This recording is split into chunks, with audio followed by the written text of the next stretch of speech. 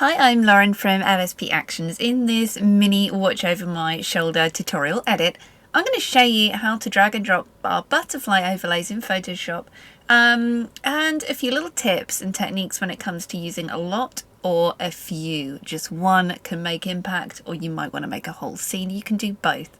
For the full tutorial, please watch tutorial number 1 on our website or YouTube channel to get an idea of exactly how to use these. So let's dive in. And that's great. We could just add one little butterfly.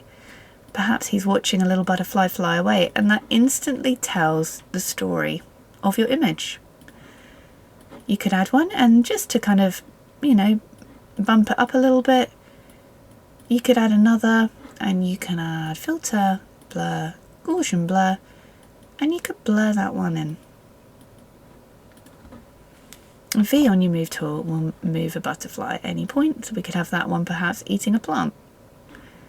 Eating a plant? Is that what they do?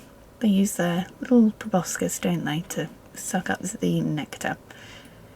So that's it. I mean, that just instantly tells a story. So we've gone from this image here, which can leave you wondering, what are they looking at? Beautiful, beautiful shot. Let's bring the focus in with another storytelling element. Or you could go with something absolutely crazy and busy. The mix groups down here are really cool if you're completely extra, and you can drag them in. Perhaps this kid is watching an entire big group of butterflies. Layers, mask, brush, black. Get rid of any that we don't need. The depth of field really depends on your image. And again, we could add even more, couldn't we? You can just, literally drag and drop, and you can go for this whole kind of story. You can go really fantastical, or you could go species correct. You can go for some orange butterflies, some blues. Really depends what's around in your city this time of year. We can grab, let's have these guys, put some monarchs in, and Control or Command T on your keyboard at any point to just resize, or click your move tool.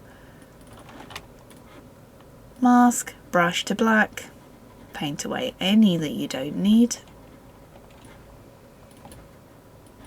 And just add more if you want to. These are just so much fun to play with. You can really get into your creative flow with these until you've created a scene that you love and that you are really proud of. So many different things you can do. If you haven't already, please watch the main tutorial where I show you everything you need to know, or you can watch more of these mini tutorials to show you more tips and tricks and scenarios for using these butterflies. I can't wait to see what you create. I'm Lauren, thanks for watching.